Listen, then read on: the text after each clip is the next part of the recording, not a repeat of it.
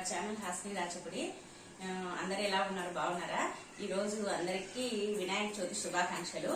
అందరు పండుగలు బాగా జరుపుకున్నారా? అందరు పండుగలు బాగా జరుపుకోవాలని దేవుడిని కోరుకుంటున్నాను. తర్వాత నేను ఈ రోజు వినాయక చవితి స్పెషల్ గా డబల్ కా మీఠా చేస్తున్నా మా ఇంట్లో. అది మీకు చూపిద్దామనేసి వీడియో తీస్తున్నాను. ఇదిగోండి డబల్ కా మీఠా చేయడానికి ముందుగా ఇదిగోండి బ్రెడ్ పీసెస్ ను 10 తీసుకున్నాను. తర్వాత ఒక పాల ప్యాకెట్ తెచ్చుకున్నాము. తర్వాత ఇదిగోండి డ్రై ఫ్రూట్స్, జీడిపప్పు, బాదం పప్పు, పిస్తా, తర్వాత యాలకులు తీసుకున్నాను. తర్వాత షుగర్ తీసుకున్నాను, ఒక పెద్ద కప్పు నిండా షుగర్ తీసుకున్నాను. తర్వాత నెయ్యి, ఇది హోమ్ మేడ్ నెయ్యి అండి, నేను ఇంట్లో తయారు చేసిన నెయ్యి. ఇదిగోండి నేను ఇంట్లో తయారు చేసిన నెయ్యి, చాలా మంచి వాసన వస్తుందండి, చాలా బాగుంటుంది. తర్వాత ముందుగా స్టవ్ వెలిగించుకున్నాము. ఇవన్నీ ముందుగా స్టవ్ వెలిగించుకొని పాలు స్టవ్ పైన పెట్టేసి ఉడకనిద్దాము. ఫస్ట్ ఇదిగోండి కడాయి పెట్టుకొని కడాయిలో పాలు పోసుకున్నాము. ఇదిగోండి కడాయిలో పాలు పోసుకున్నాం కదా, ఈ పాలు బాగా ఉడికి దగ్గరగా కావాలండి. పాలు మనము ప్యాకెట్ పాలు అయితే బాగుంటుంది డబల్ కా మీఠాకు, ఎందుకంటే చాలా చిక్కగా ఉంటాయి కదా, బాగుంటుంది. అందుకోసమని పాలు పోసుకొని బాగా ఉడకనిద్దాము. ఈ లోపుగా మనం బ్రెడ్ స్లైసెస్ ని కట్ చేసుకున్నాము. ఇదిగోండి బ్రెడ్ స్లైసెస్ ని కట్ చేస్తున్నాము. నేను సైడ్ కి ఏం కట్ చేయడం లేదండి, సైడ్ కి బ్లాక్ గా ఉండేది ఏం తీయడం లేదు, సైడ్ కు కార్నర్ గా ఉండేది ఇదేం తీయడం లేదు, అలానే కట్ చేస్తున్నా. ఇలా 4 పీసెస్ కట్ చేసుకున్నాము. ఒక బ్రెడ్ స్లైస్ ను కట్ చేసుకొని అన్ని ఇలా కట్ చేసి పెట్టుకున్నాము. కట్ చేసి ఈ ప్లేట్ లో పెట్టేసుకున్నాము. మిగతా కూడా అలానే కట్ చేసుకున్నాము.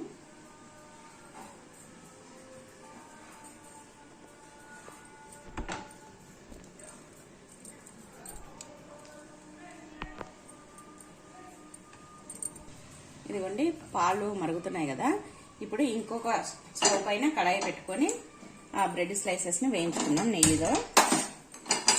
ఇదిగోండి ప్యాన్ పెట్టుకున్నాం కదా, నెయ్యి వేసుకున్నాము. నేను వేయించడానికి నెయ్యి మాత్రమే యూజ్ చేస్తున్నాను. ఇదిగోండి నెయ్యి హీట్ ఎక్కింది. ఇప్పుడు ముందుగా మనం కట్ చేసి పెట్టుకున్న ఈ బ్రెడ్ పీసెస్ ను వేసుకున్నాము. నెయ్యిలోనే వేయించుకుంటే చాలా బాగుంటుంది. ఇదిగోండి అన్ని ఇలా స్లైసెస్ అన్ని ఇలా వేసేసుకున్నాము. వేసేసుకొని గోల్డెన్ బ్రౌన్ కలర్ వచ్చే వరకు వేయించుకున్నాము. ఇదిగోండి ఇలా వేయించుకున్నాము. ఇవి అన్ని వేయడానికి సరిపోలేదు, అందుకనే ఫస్ట్ కొన్ని వేసి వేయించుతున్నాను. ఇదిగోండి అన్ని ఇలా వేయించుకుంటున్నాను. చూడండి ఇలా, ఇదిగోండి ఈ కలర్ రావాలి. చూడండి ఈ కలర్ గోల్డెన్ బ్రౌన్ కలర్ వచ్చిన తర్వాత అన్నీ అలానే వచ్చిన తర్వాత తీసి పెట్టుకొని మళ్ళీ మిగతావి కూడా వేయించుకున్నాము.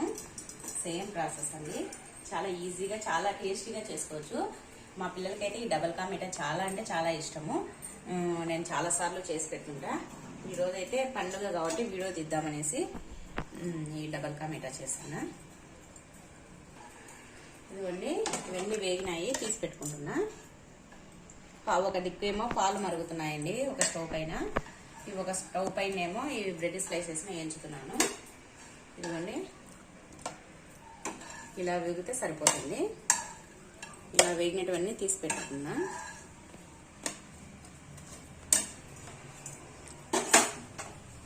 ఇదిగోండి ఇవి తీసి పెట్టుకున్నాం కదా, మళ్ళీ ఇదే ప్యాన్ లో నెయ్యి వేసుకున్నాము. నెయ్యి వేసుకొని మిగతా స్లైసెస్ కూడా వేయించుకున్నాము.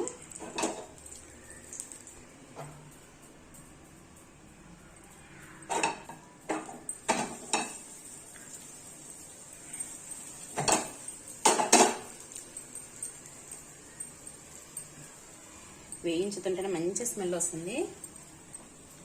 నెయ్యిలో వేయించుతున్నాం కాబట్టి కలుపుకుంటూ మరగనించుకోవాలి, దగ్గరికి రావాలి పాలు.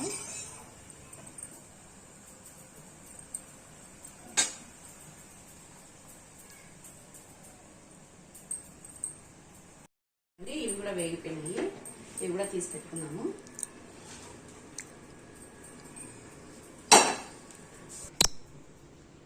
చూపెట్టాను పాలు దగ్గర నుంచి.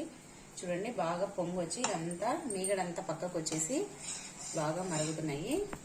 ఇవి ఇంకా కొద్దిగా మరగాలి. ఈ లోపుగా మనం పాకం తయారు చేసుకున్నాము, చక్కెర పాకము. ఇదిగోండి పాకానికి ఒక గిన్నె పెట్టుకున్నాను. గిన్నెలో ఒక కప్పు నిండా షుగర్ తీసుకున్నాను. ఈ షుగర్ వేసేస్తున్నా. షుగర్ వేసేసి ఇదిగోండి ఒక గ్లాస్ వాటర్ పోస్తున్నా.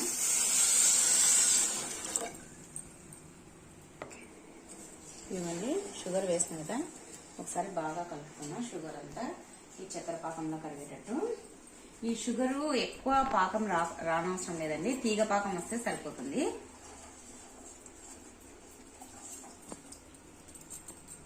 ఒకసారి ఈ చక్కెరను బాగా కలుపుకొని మూత పెట్టేసుకున్నాము.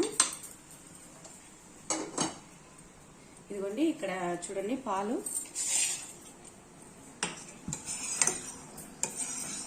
బాగా ఉడుకుతున్నాయి కదా, ఇంకా దింపేసుకున్నాము. పాలు దగ్గరకు వచ్చినాయి చూడండి, అంతా ఉడికిపోయి చిక్కగా అయిపోయినాయి. చూడండి ఎంత కొంచెం అయినాయో, మేము వేసినప్పుడు సగం కడాయి ఉన్నాయి కదా, దగ్గరికి వచ్చేసి చిక్కగా అయిపోయినాయి. ఇప్పుడు పాలను దించేసుకొని డ్రై ఫ్రూట్స్ వేయించుకుందాము.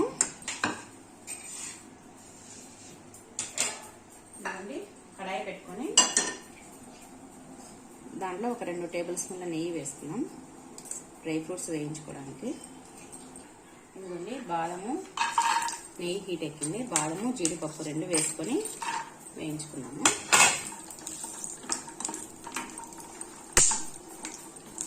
ఇదిగోండి జీడిపప్పులు వేగిపోయినాయి కదా, జీడిపప్పు బాదం పప్పు ఇంకా తీసి పెట్టుకున్నాము.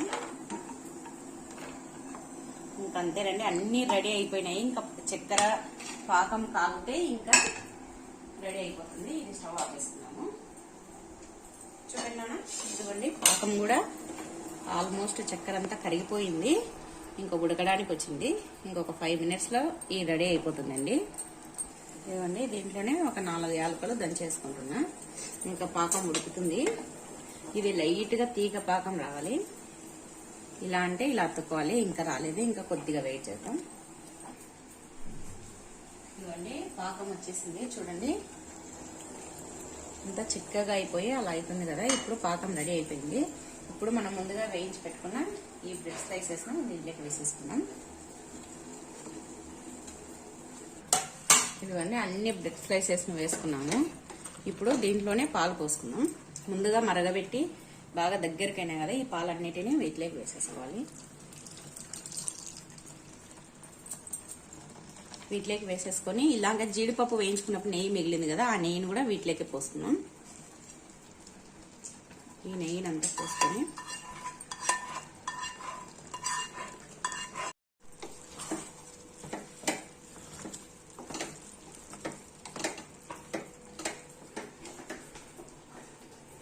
ఇవన్నీ ఇప్పుడు ముందుగా వేయించి పెట్టుకుని డ్రై ఫ్రూట్స్ అన్ని ఇలా చిన్న చిన్న పీసెస్ గా కట్ చేసుకున్నాను. ఇవన్నీ పైన వేసేసుకున్నాము.